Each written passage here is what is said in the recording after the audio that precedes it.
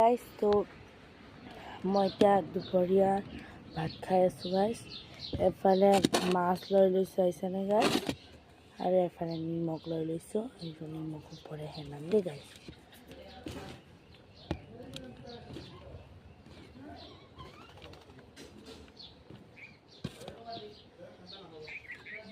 অলপ পানী ঢালি লওঁ দেই গাইজ।